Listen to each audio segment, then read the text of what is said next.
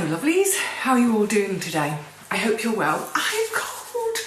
It feels really chilly today. It's another rain day. Good grief, when will this rain stop? Anyway, I'm going to do some cooking and I'm glad because I'm hungry, and I don't know if that cold and damp make me more hungry. Do you find that? So I'm going to be doing a recipe in the Instant Pot using the new Instant Pot cookbook. This one is called the Modern Vegetarian Instant Pot Cookbook. It's an official Instant Pot book. It's 101 veggie and vegan recipes for your multi-cooker. So as I mentioned, the minute this arrived, I started browsing it that evening, not the minute it arrived, but that evening I started flicking through and I was like, ooh, ooh, ooh. And then I came across this one. Looks rather lovely. And its title is Halloumi, Chickpea and Spinach Curry. And I thought, brilliant, I'm going to do this because the ingredients are out now. So this was the packet. This little block of halloumi, excuse me, 225 gram block. Richard and Paul had brought this down, I think in September. It's good until, I did check, it's good until June 2026, but they brought it down in September. We haven't used it. I think they mostly have halloumi in wraps. They might have to correct me on that. But it's been in the fridge for all these months and it's not in the way, it's fine.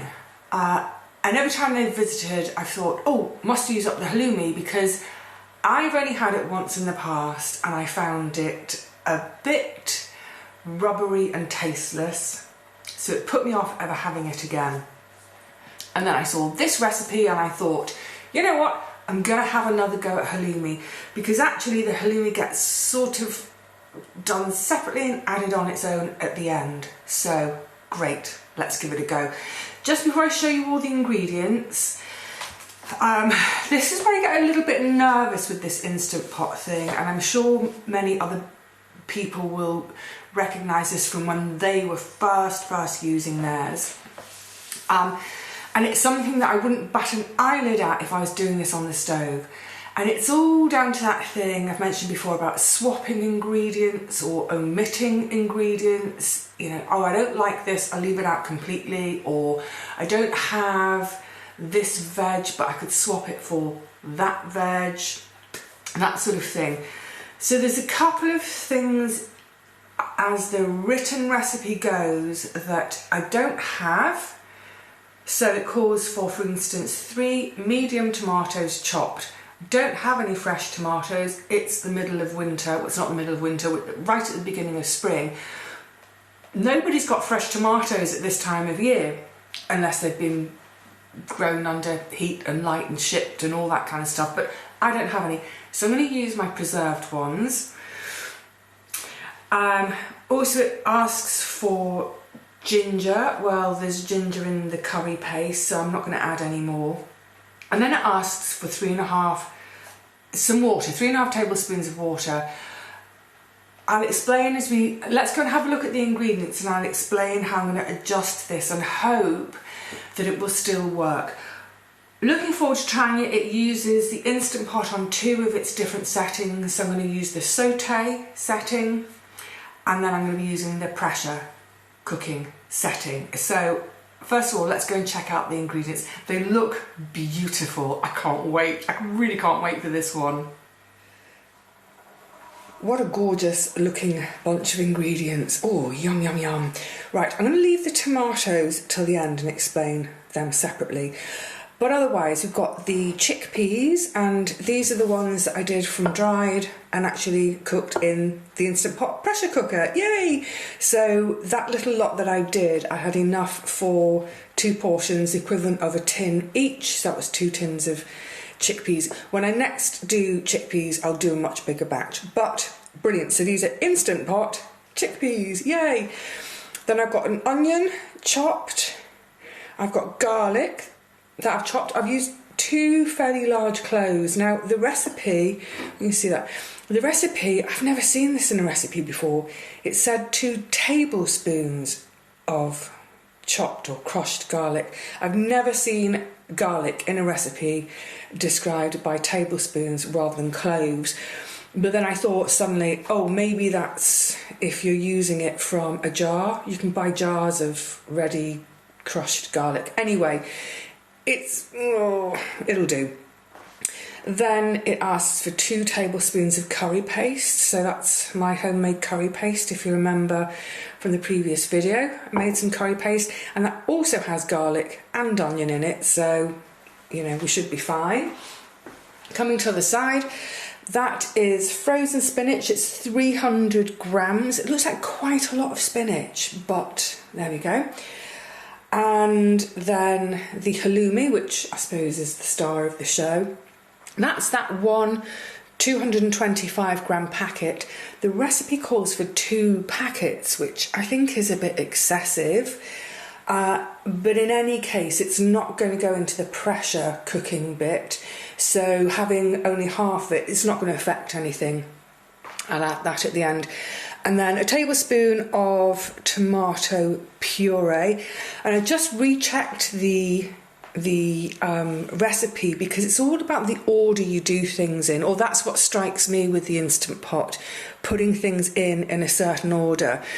And the onions and tomatoes are going to go in first and the garlic later, so I'm going to scrape the garlic off there to add with the spinach because they'll go in together. Now, the mention of the tomatoes, it asks for 3 medium tomatoes chopped. I reckon that's possibly about that. But then it also asks for 3.5 tablespoons of water. Because these were frozen raw, they were basically taken off the plant, given a quick wash, and then pulverised in the blender in order to fit into one of my little takeaway trays, which gives me the equivalent of a tin can's worth of tomatoes. But that means that there is quite a lot of water content in there. So I'm hoping that that's enough. You know, there's just no way of telling until I try it. And I suppose that's the other thing with the Instant Pot. And in terms of making cookery videos, it's going to be a bit boring because there's going to be nothing to see. I'm not going to be able to look into the pot to see how textures are changing, how colours are changing. I'm not going to be able to taste as I go along. It's a case of put it all in, walk away, hope for the best, open it, and then open it and think, oh, it didn't have enough whatever spice, or it didn't have enough salt, but that's the learning curve, isn't it? Right, so that's the gorgeous ingredients. Let's get on and cook them and make this what sounds like a really lovely curry. Just going to put this at a slightly jaunty angle so that hopefully you can see the controls as well. So the first operation is heat the oil in the Instant Pot on the sauté setting. So I've already kind of familiarised myself. How much oil is it supposed to be? A tablespoon. I'd already kind of had a little look around all the buttons, familiarised myself with where buttons are. So that's the sauté.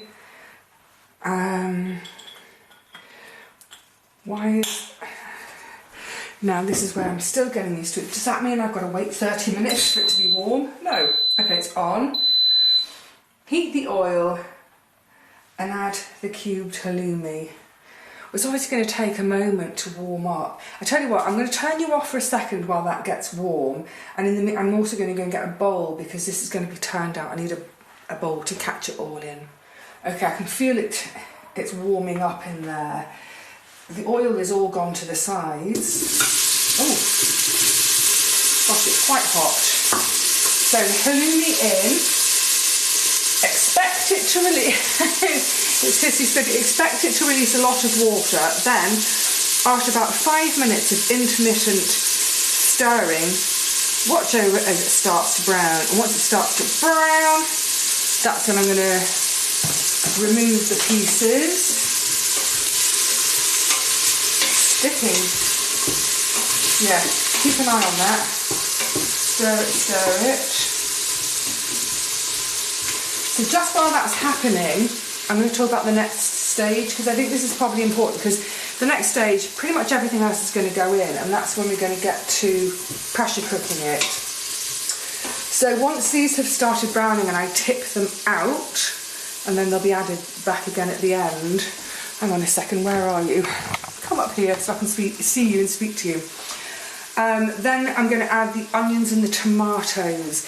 And it's very specific about the fact that with the tomatoes, the juice from the tomatoes, I need that in order to deglaze the bottom of the pot. So if you're not familiar with that, I mean, a lot of you will be, especially those of you who eat meat and do a Sunday roast, you'll be accustomed to the bottom of the roasting pan deglazing it either with just some water, a bit of stock, sometimes wine, all those bits on the bottom, and then you use that to make your gravy. So all the deglazing means is all the bits that are stuck to the bottom of the pan, because I think this halloumi had some herbs wrapped on the outside. It just means that anything stuck to the bottom of the pan, we lift it off with the liquid that we're adding, so the liquid from the tomatoes. And I think that's going to be particularly important in instant pot cooking, because unlike if it was on the stove top and I'm adding my ingredients, because I can stir it at any point, and I can, especially this is why this one's really useful, a flat-sided one, I can really give the bottom of the pan a scrudge as I'm cooking, just to lift anything off. It's got almost a buttery smell, that's odd. But yeah, of course, with the Instant Pot, once that lid goes on, I'm not going to be able to touch it. I'm not going to be able to lift anything from the bottom of the pan. So I think that's a really important stage to just acknowledge and make sure, yeah, the bottom of the pan is clean before everything else goes in and before the lid goes on. Well, these are taking their sweet time, so I'm going to carry on with, I'll turn you off again now, carry on with this, and then we'll get to the main thing, making the curry and doing the pressure thing again. And it's a manual release, you know, it's that thing, so I'll get my gauntlet ready.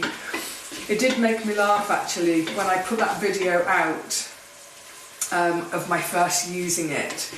I was really glad that so many of you who've been using yours for years now and who use it for almost everything, I'm really glad that you acknowledged that the first time you used yours, you were a bit scared too. But especially with that manual release, folk were saying, oh, I use a wooden spoon to open my manual release, I use a rolled up newspaper, whatever it is. So, yeah, that'll be only my second time doing it. Right, off you go for now. Let me get I mean, I suppose what I could have done is I could do this on the stove, this bit of it, and then just do the pressure cooking. And actually, thinking about it now, because this is taking its own sweet time, if I was doing this on the stove, I could have all the other ingredients in and doing and probably done by the time this gets done. So if you were in a bit of a hurry, that's one thing to think about, is can I do one bit on the stove top and then... Anyway, for next time. If I like this dish, that's maybe how I do it next time. Right, off you go while this browns. It's coloured them up a bit. I mean, it's been more than 5 minutes. I think I'm going to call it that's enough. I did just pull one out and try it. Actually, it's quite nice. I think hot halloumi is better than cold halloumi. What the book doesn't tell me is how to turn off the sauté. So I'm just going to assume if I press the sauté button again, I need to tip you back down, sorry. I'm just pressing the sauté button again. Now it says 19. I want, oh, maybe if I do all the numbers down, press all the numbers, press the timer all the way down. Oh no, it's gone back to 30. I want it off. How do I turn it off? No, it's gone back to 30. How do you turn it off? I'm going to turn it off at the wall. Oh, turn it off at the wall. I need to tip you down, don't I? Sorry. I was frantically looking for an off button. I thought if I just pressed saute again it would turn it off, but it didn't. Never mind. Right, so let's see if I can give you a look at these. So you see they've coloured a bit. So let me just pop them in that bowl. Oh. Can you see how bits on the bottom? So what I'm going to do, I'm just going to pop the tin foil actually on my spare oven mitt. Pop a bit of tin foil over the top and just keep them slightly warm. Now I need to deglaze this. So if I turn it back on, it says off, good. Add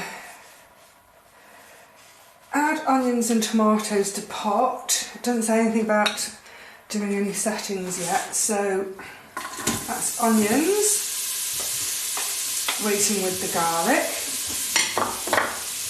and the tomatoes. So, what I just want to make sure is, like I said, that yeah, there's enough moisture in those tomatoes to. Well, of course, because the pot swivels around, it moves around it, just to make sure that that's everything off the bottom of the pot. Good. Right, so I'm deglazed. Add the spinach, ginger, not adding ginger, so add the spinach, frozen, and the weight was frozen weight as well. Add the spinach, add the ginger, no, add the garlic. Add the tomato puree, tablespoon.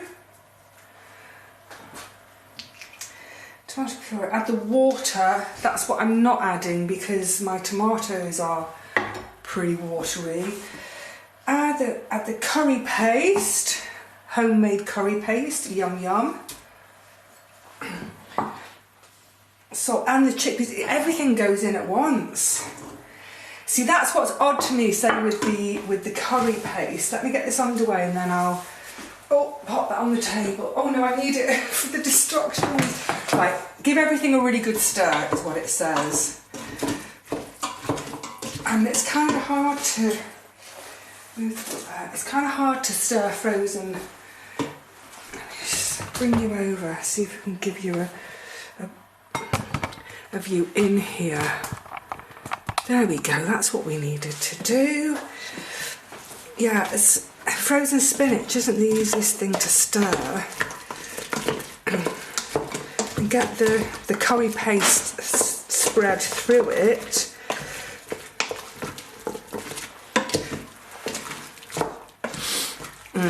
It smells gorgeous, but that sounds a bit braggarty of me.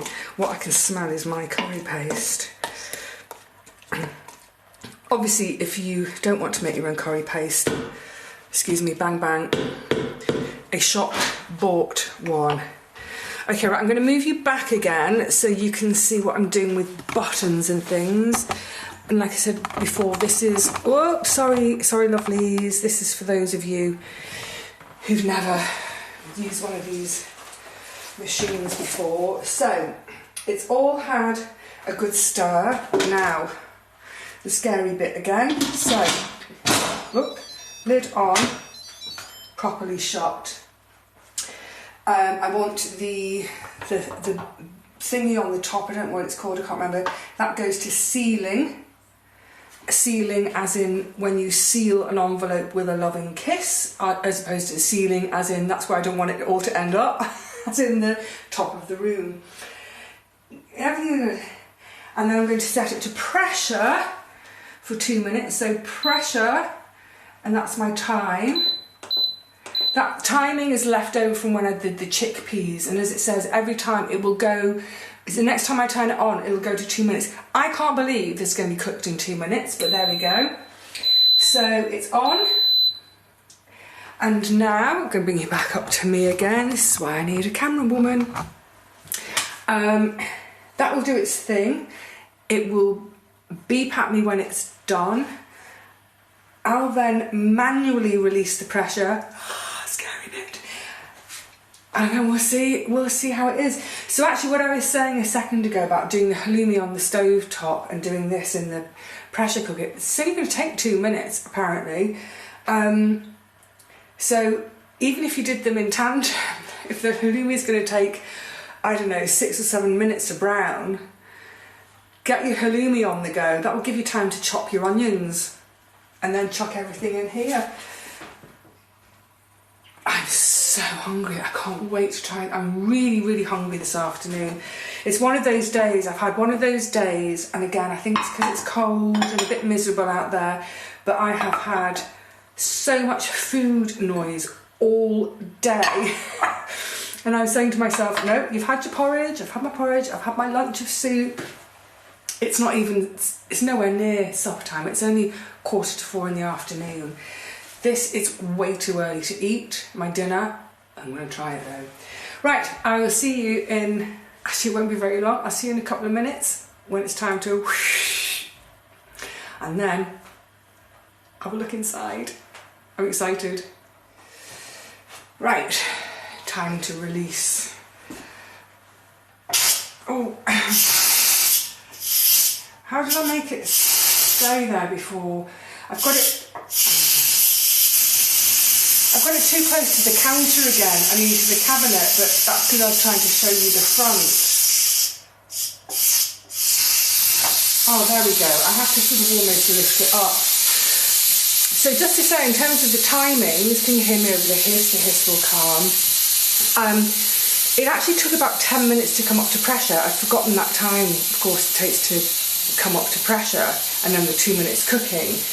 So in fact, one could get this bit on the go and do the halloumi on the stove if one wanted to, and I can hear the pressure valve has dropped back in, so it's now safe to open.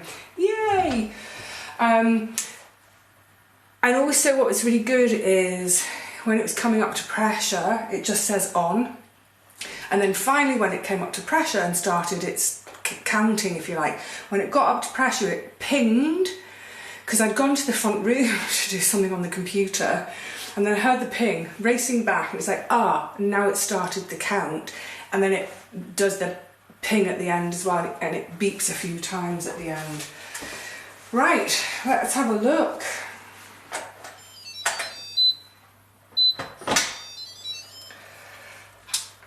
Well,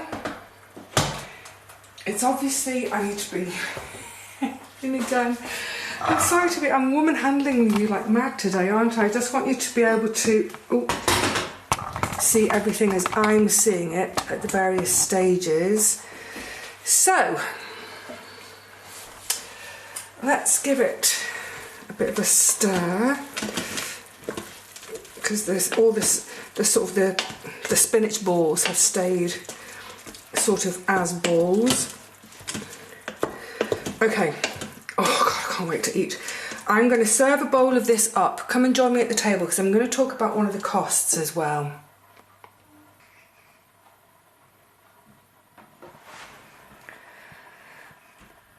Right, taster test. It's going to be hot. I'm just going to try a little bit of the curry without the halloumi first. I'm going to need to fluff it a lot.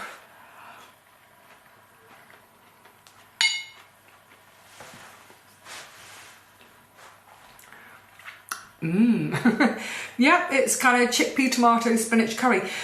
The only thing is, the onions are a bit more bitey, because obviously, normally I would saute onions, just get them nice and soft and translucent, but of course they've gone in raw, obviously, but they've gone into liquid. They're not getting that fry off. I mean, it's just an observation, not necessarily complaining. Right, now with a bit of halloumi.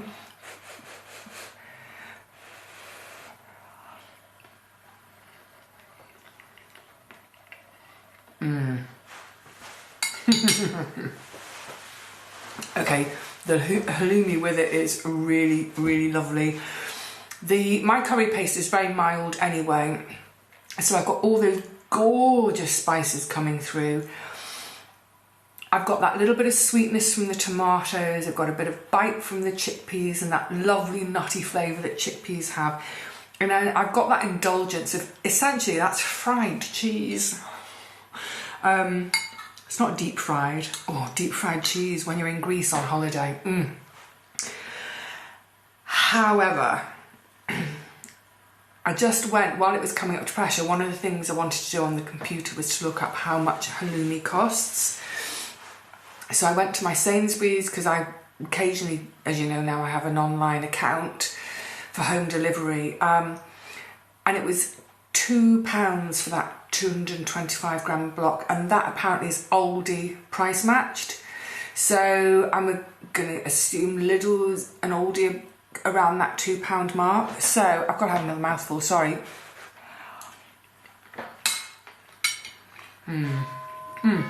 Excuse me. I just had another mouthful. Yes, the halloumi, it's an expense. So I reckon that does 4 portions. Sorry, I just took a still picture. I'll put my still picture in before, you'll have seen it by now. I think as lunch, that would do most people for lunch. For me, that will do me for supper as well. Some people may want more.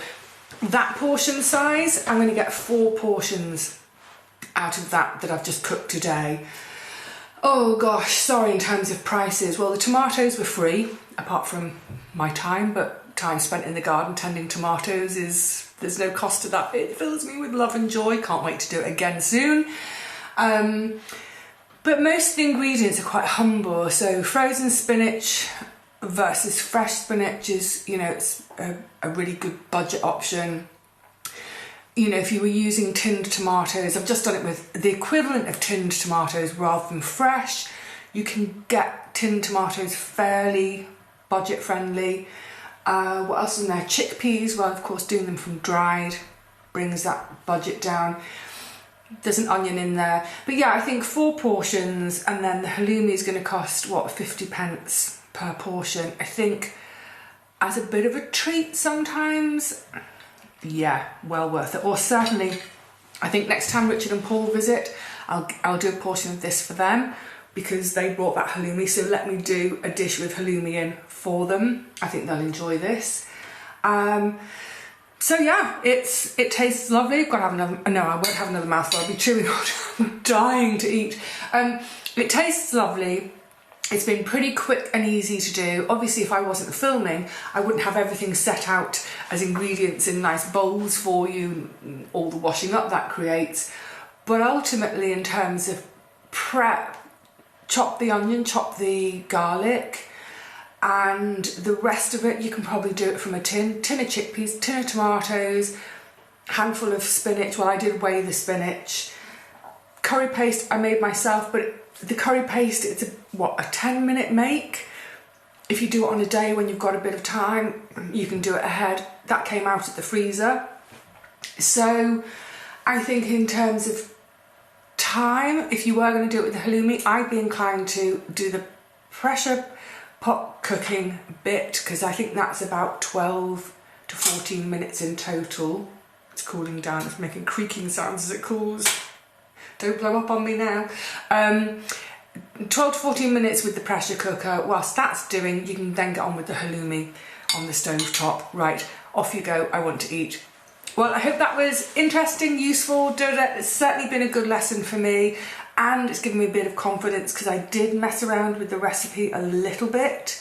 So yeah, have fun with your Instant Pots. And of course, if I'd done that on the stove top, for those of you who don't have a pressure cooker, what I would do is I'd saute the onions and garlic to begin with, then I'd add all my other ingredients. You might need a little bit of water on the stove top, because you're going to have evaporation. I'd probably let it just cook for about 20 minutes, 25 minutes on the stove top. Job's a good one. Right, I really do want to chow down now. See you all again really soon. Until then, cheerio.